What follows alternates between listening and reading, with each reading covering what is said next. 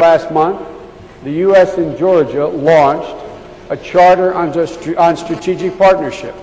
We set an ambitious agenda across four key areas: defense and security, economic trade and energy cooperation, advancing democracy and the rule of law, and strengthening cultural ties between our countries. Let me be clear about what our strategic partnership with Georgia is and what it is not. The United States has no desire to create our own sphere of influence in this region or anywhere else in the world. Our goal is to help build a multi-partner world in which nations make common cause of common concerns. These partnerships are not being built against anyone.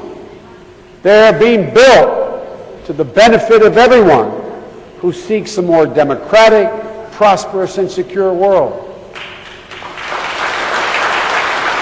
With Georgia, our partnership involves meeting security challenges. We are grateful, truly grateful, that Georgian soldiers will stand next to our brave Marines in Afghanistan.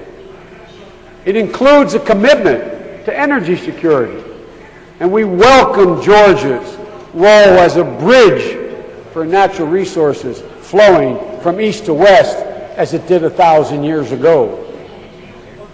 It carries with it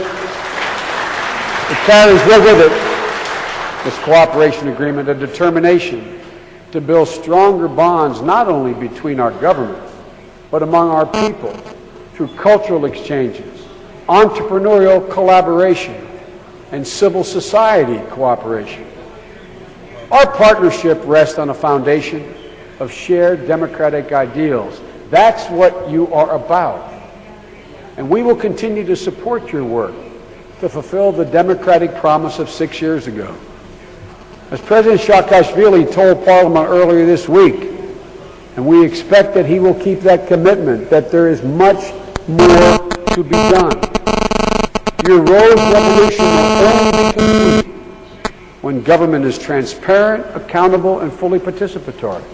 When issues are debated inside this chamber, not only out on the streets. When you fully address key constitutional issues regarding the balance of power between the Parliament and the executive branch, and leveling your electoral playing field.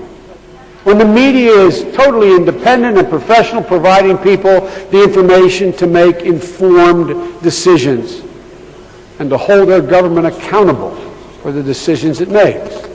When the courts are free from outside influence and the rule of law is firmly established. And when the transfer of power occurs through peaceful, constitutional, and democratic processes, not on the street. Ladies and gentlemen, I don't mean to sound instructive. Never tell another person what their political interest is. But I can tell you from experience, there is no specific checklist for democracy. But there are significant concrete steps that need to be taken to deepen any democracy.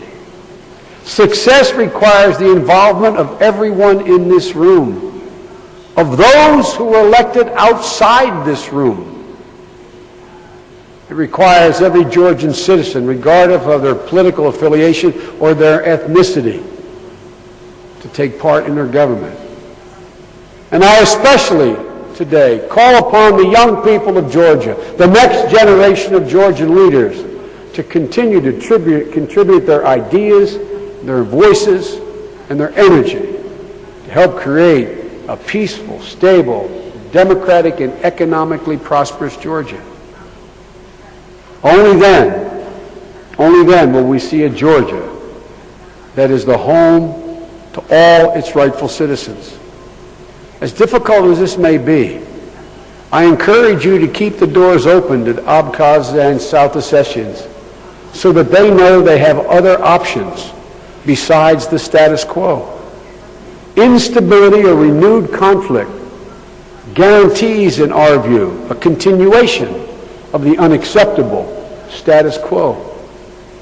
and it would discourage the foreign investment that is so essential to the economic growth and the economic progress you so badly need. It is a sad certainty, but it is true. There is no military option to reintegration. Only peaceful and prosperous Georgia. A peaceful and prosperous Georgia that has the prospect of restoring your territorial integrity by showing those in Abkhazia and South Ossetia a Georgia where they can be free and their communities can flourish, where they can enjoy autonomy within a federal system of government, where life can be so much better than it is now for them. Show them the real benefits of your nation's motto. Strength is in unity. Ladies and gentlemen of the Parliament, divided, Georgia will not complete its journey.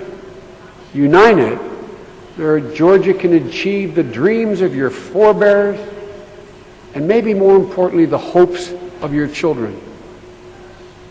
I'll end with a verse from maybe Georgia's most famous poet. When I was in the president's office, I asked, "Who is that portrait of?" And he then gave me the history lesson on, again, maybe your most famous poet.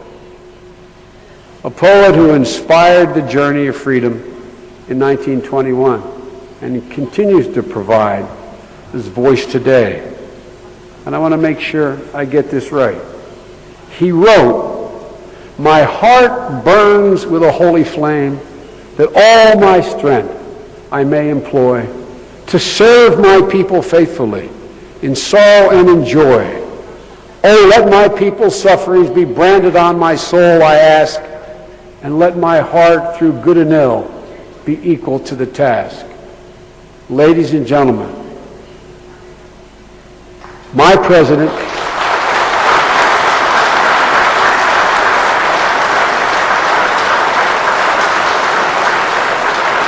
ladies and gentlemen, my president and I, my country, we pray that your hearts are equal to the task.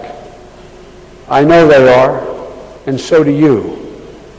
And thank you so very much for not only inspiring your own people and completing this journey, but the inspiration you provided for tens of millions of people seeking what you now have within your grasp, and it is yours to guarantee. We will stand with you. Thank you very much.